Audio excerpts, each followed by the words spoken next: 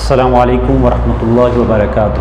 آپ دیکھ رہے ہیں اسلامک ہب آفیشیل، ہمارا یوٹیوب چینل۔ آج کا جو عمل ہے یہ انسان کے ہر قسم کے دشمنوں کے لیے، جو کہ انسانوں میں سے ہوں یا جنات میں سے ہوں، ان کے بارے میں ہے۔ تو جیسے ہماری پہلے عمل شروع کرنے سے پہلے جو ہماری شرائط ہوتی ہیں عمل کی اجازت کے لیے اور عمل کو زیادہ سے زیادہ مفید کرنے کے لیے، ان میں سے چند باتیں ہیں وہ سمجھتے ہیں کہ پہلے نمبر پر ہمیں آپ کو اس یوٹیوب چینل کو سبسکرائب کریں جس سے آپ کو عمل کی اجازت حاصل ہو، اور جو نہیں کر سکتے ان کے لیے کوئی عذر نہیں ہے، لیکن جو کر سکتے ہیں انہیں کرنا چاہیے تاکہ ان کو اس سے زیادہ فائدہ حاصل ہو۔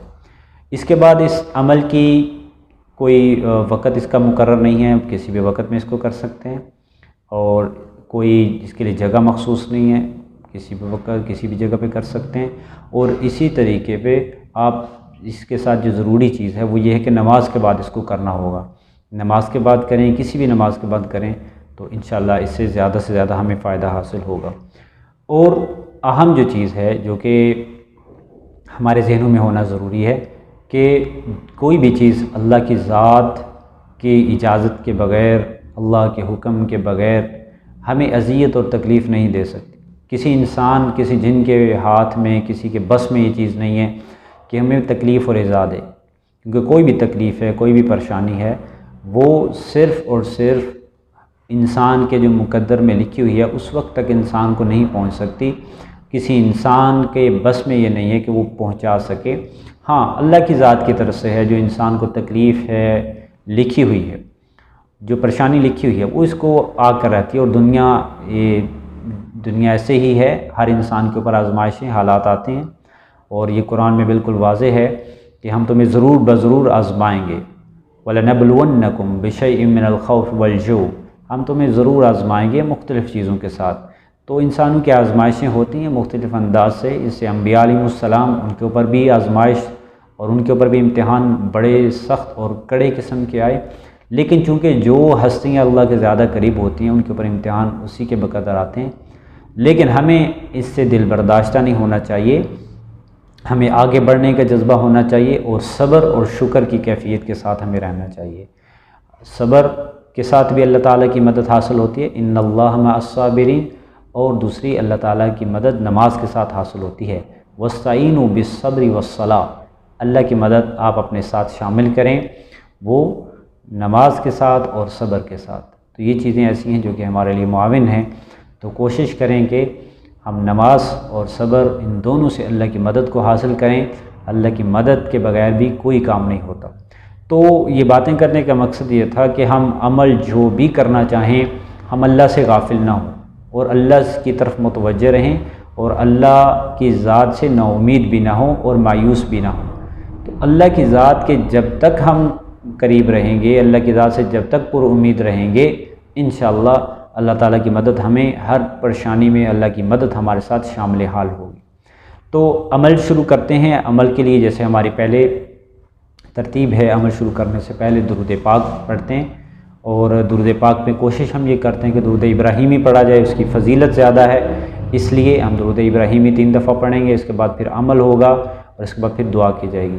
تو آپ میں سے جو عمل کر سکتے ہیں وہ خود بھی کر لیں، لیکن جو نہیں کر سکتے وہ ساتھ سننا چاہیں تو سننے سے بھی انشاءاللہ فائدہ ہوگا۔ اور باقی جو ہمارا جب تک 2-3 دن بعد دوبارہ یہ عمل جو کہ ہر قسم کے دشمنوں کے بارے میں ہوتا ہے، دوبارہ جب تک اپلوڈ ہوگا، اس کے دوران بھی جو کرنا چاہیں اس کو، وہ عمل کو، اس ویڈیو کو وہاں سے سٹارٹ کر کے جہاں سے عمل شروع ہوتا ہے وہاں سے سن سکتے ہیں۔ تو عمل شروع کرتے ہیں۔ سب سے پہلے درود پاک ہم پڑھتے ہیں۔ اللہم صل علی محمد وعلی آل محمد کما صلیت علی ابراہیم وعلی آل ابراہیم انک حمید مجید۔ اللہم بارک علی محمد وعلی آل محمد کما بارکت علی ابراہیم وعلی آل ابراہیم انک حمید مجید۔ اللہم صل علی محمد وعلی آل محمد كما صليت على إبراهيم وعلى آل إبراهيم إنك حميد مجيد۔ اللهم بارك على محمد وعلى آل محمد كما باركت على إبراهيم وعلى آل إبراهيم إنك حميد مجيد۔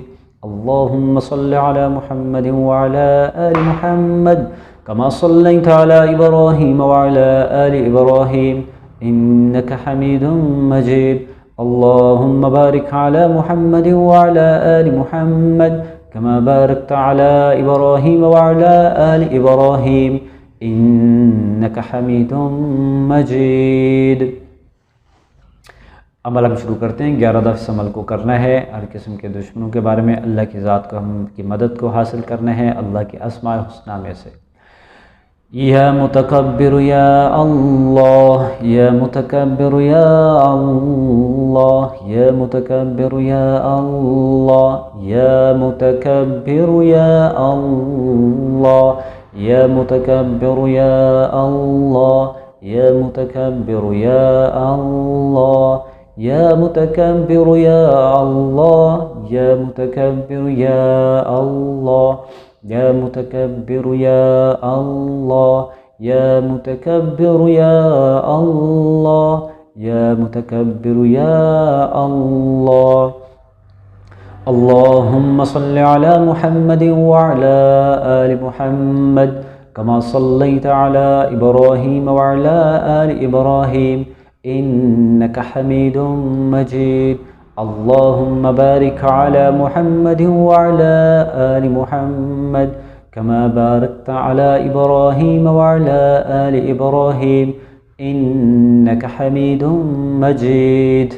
اب ہم عمل کے بعد دعا کر سکتے ہیں، اور دعا میں اللہ تعالیٰ کا ویسے حکم ہے، آپ سب جانتے ہیں، ادعونی استجب لکم۔ اللہ کی ذات ہمیں حکم دیتی ہے کہ ہم اللہ کی ذات سے مانگیں، اللہ کی ذات ہماری دعا کو قبول کرے گا۔ اس یقین کے ساتھ ہم جب مانگیں گے تو انشاءاللہ ہمیں فائدہ ہوگا۔ ہمارے بہت سے دوست احباب ہیں خود کچھ کرنا نہیں چاہتے، عمل نہیں کرتے، لیکن وہ چاہتے ہیں کہ دوسرا بندہ کچھ کرے، دوسرے کسی کے پاس جائیں، وہ خود ہماری ان مشکلات کو ایسے حل کرے جیسے اللہ کرتے ہیں، تو یہ غلط بات ہے۔